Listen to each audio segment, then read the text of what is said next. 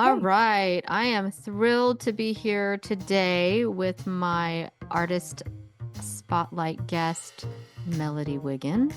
I am thrilled. She is one of the Center for the Arts members who shares their beautiful talents and works with us at the Center for the Arts here in the Lake Sunapee region. She has a very, very special exhibit up this particular season at our micro gallery over at Blue Loon Bakery. And I'm thrilled to be able to talk and ask a few questions about this amazing and special exhibit. So, first and foremost, I just want to welcome you, Melody. Thank you for being here. Oh, thank you. I'm really thrilled to be here. Yeah. Oh, we love it. And we have so many amazing artists in the area, and you being one of them. It is so great. This exhibit is so special, because, well, why don't you share a little bit about why it's so special? Well, it's extremely special for me because my mother was a great artist. She was a multi-award winning watercolorist in the Arlington, Virginia area. She had exhibit in solo exhibits at Johns Hopkins University Art Museum. She won multiple awards with Rumbacher Award. She was part of the Vienna Art Society, part of the Virginia Watercolor Art Society. Um, so her life pretty much from the point that I can really remember was all about art. And she even met my father due to art because he was her art professor in college. Oh my gosh. So, so art, yeah, it was pretty much what our family revolved around in various ways, art and anything creative, honestly. So, I yeah. love that. So, but my mother is deceased.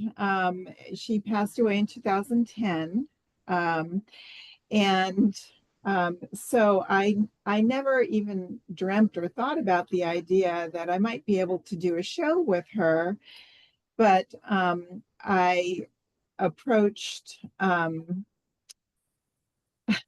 goodness, Rick Stockwell, who was running the micro galleries exhibits, about possibly doing a show with my mother's art and myself, a mother-daughter show, and he was all for it. Apparently, it's fine that she's deceased. I have many of her works, probably 300 paintings at least from my mother, and so I started painting kind of late in life, and unfortunately, it was long after she and my father were deceased. So they never were able to see me, create in this way. I've done a lot of creative things in my life, but as far as art, I started 6 years ago.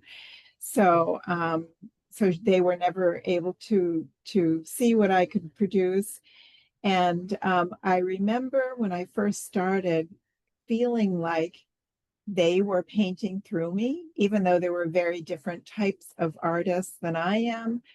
It was still this connection to them, and so to have my mother's work and my work displayed in the same area is very, very special to me. It means everything.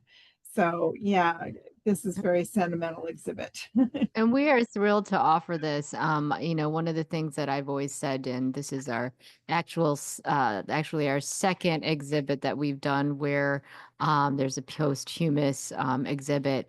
And to me, that's the thrill and the joy of the arts is that they can truly be continued through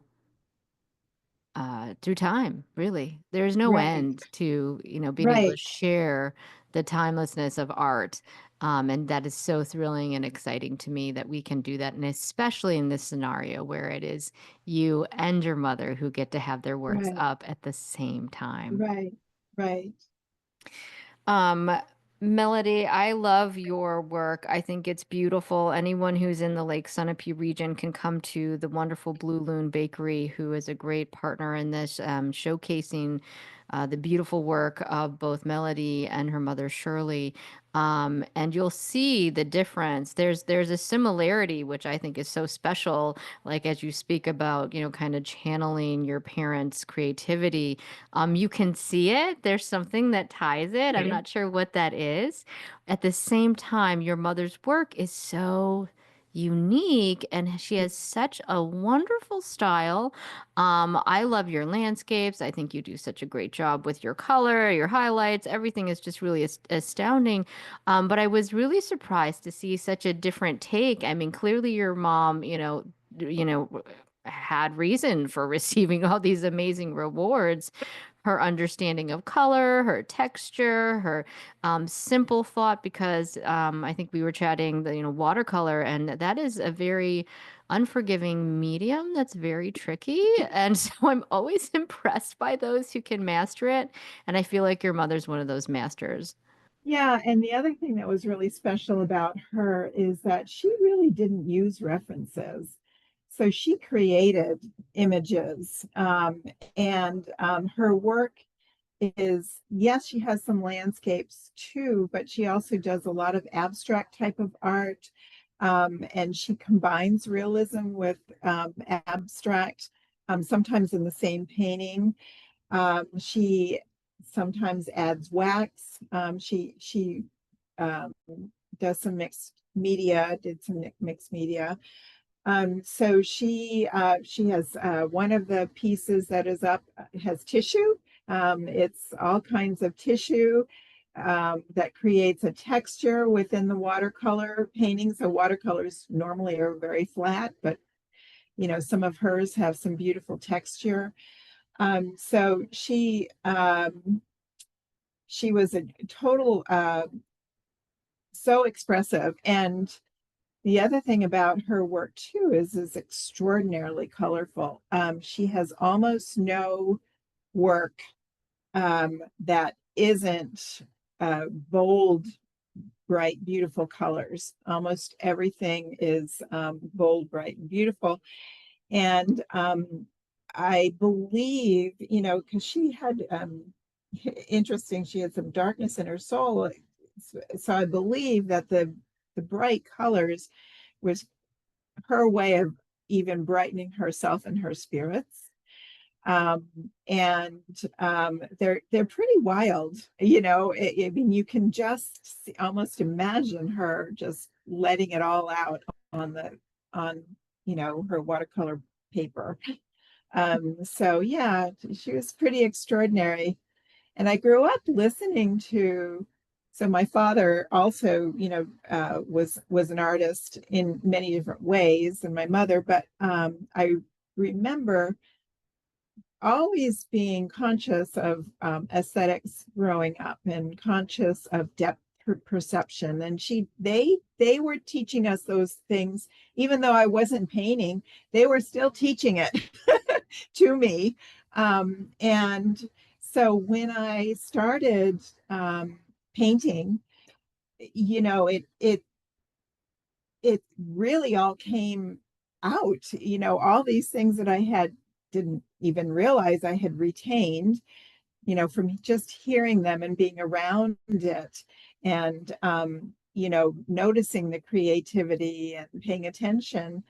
um it it's all there. And so it was really an interesting experience, especially when I first started, because you know it was like they were almost guiding my hands. I I, I need to write a poem about that, but anyway.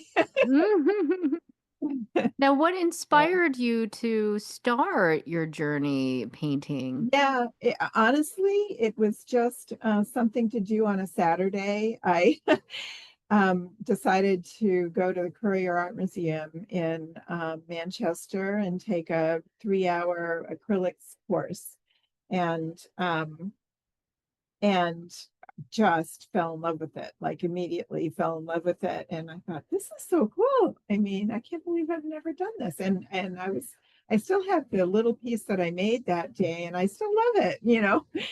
Um, so but I had an awful lot to learn at that point, about composition and so forth. But um, it was just eye-opening and experience. And it's been quite a journey. I've been really, really enjoying it. Oh, that's so Yeah. much fun. Yeah. I think that's so great and encouraging too. As you know, the Center for the Arts just opened their first center, and we now have our first classroom. And the classes that we offer are something I'm super excited about. And I truly hope that Yep. the community can have those experiences too, where they They say, will. wait a Yeah. second, I love this. This is They so will. great Yeah. for so many different reasons, right? Hmm. People do it because it's a release. Some people do it, it's healing. Some people doing it, it's just fun or it's different. And to me, there's so many boundless ways that you can approach painting in Right. particular these days that before there used to be certain styles I feel like you were taught in school and whatnot, and now it's kind of like, well, yes, but throw that out the door and use your fingers and a paperclip. I mean, like Yeah. you can there's so many different approaches now that you can experiment with that I think is really fun. And the other thing that I think that I know that this happened to me, and I've talked to a lot of other artists, that's happened to them too, is that once you start painting or creating, you know, you start seeing the world differently. There are things that you notice that you never noticed before. Like for instance, if you look up at the trees and around the branches, if you look in the sky, there's like a cobalt blue that outlines all the branches, but you wouldn't even notice that, and it's very subtle, and some people still have a hard time when I say that. They say, really? But but it's true. And then when you are just taking a walk, you all of a sudden, there's a composition that's right in front of you, and you have to stop, and you see it, and you see the colors and how this one interacts with this one, and so forth. But those things, now it takes me a really long time to take a hike because constantly stopping to look at this and look at that. But isn't it wonderful to be able to see all these things in our world that are so special that maybe we didn't see before, you know? It's so true. There was a woman who recently exhibited at Grounds Coffee Shop in New London for our last micro gallery showcase, and she had an amazing understanding of shadow and perspective on it, and used a variety of different colors because really. It isn't like just black and gray for Right, shadows, depending on your lighting and how that looks. And it right, was such a great eye-opening perspective of, what our eyes really do or don't see, and then what right, our brain may or may not pick up as well. But it's actually there. And so it right. it enhances that and helps you see differently. I really, really love that about art. Um, Now, did I recall this right? Were you saying that your mom mixed all her paints, or made all her paints, or was she just doing No, all her colors? no. Well, I mean, yeah, I mean, she certainly mixed colors together and so forth, but um, a lot of a lot of what she did, because watercolors, of course, you know, the name, it's in the name. There's water, right? And it's how much water, which creates sort of a translucent look, or it can be a little bit more opaque, depending on how little water you use too. But so she essentially would mix them right on the paper in a way, because she might layer this color with this color, so she doesn't always mix them didn't always mix them together. You know what, to be honest with you, I don't ever remember her having a palette. I remember her having um um the tubes, but I don't remember a palette where she actually mixed the paint. Now, I just may have missed it because it was a long time ago, but at the same time, I feel like she just would grab a little bit of this, a little bit of that, and then go on the paper. And then she would call it, she'd have happy accidents, they mix together and they might flow a certain way. And then, okay, so there's a stream, and, and then maybe this is going to create a rock, and that kind of thing, so she would do a lot of allowing the painting to talk to her and tell her where she was going, whereas I'm do a lot more planning and have a really good idea usually when I start a painting of where I want to end up with it. But she didn't. She just really let the imagination flow. And therefore, she also has a lot of paintings that she just never finished. She just, so I have a lot of unfinished paintings that someday I intend to, work on, possibly work on some of them and make, have a combined painting, her and me. But, and then she would turn the paper over because with watercolor paper is very opaque and kind of thick. And so she'd turn it over and she might paint something else on the other side. And we all call them twofers. two paintings for one. If you get tired of one, you just turn it over and you can display the other. And they can sometimes be both absolutely beautiful paintings. So, I mean, yeah, she was kind of extraordinary that way, but she was constantly experimenting, trying out new things, trying different ideas, different techniques. And there were sort of periods to her art too, and you could see, well, here's the pen and ink period, and here's the, later on when she would be adding textures, there's that period, and then the wax period, and then there was an abstract period where she did mostly abstracts, and then there's another period where she did mostly people, so she really went through, various phases. And so I kind of can pick out when things would have been painted according to, the subject matter, because I kind of remember her periods. So it's interesting. That's so fun. Yeah, Um, and I really find it so fascinating because it's, as you talk, I just am, I'm looking at one of her pictures that I know we have on the website currently. If you go yeah, to centerforthearts.org, /microgalleries, you can see a photo of one of the paintings by Shirley Wiggins, and the colors are just so, um, uh, not amorphous, but like you were saying, they kind of blend into each other, and you can see yeah, how she was probably playing with some of that, yeah. and it really is lovely because she understood color so well, I feel like, and Oh, just kind of put things in the right place and accented it. And yeah. just to think about doing that with watercolor, I know my accidents aren't happy with watercolor. These are lovely. Now, will you ever try, or have you tried watercolor, or do you feel like you have to kind of stay away Um, from that?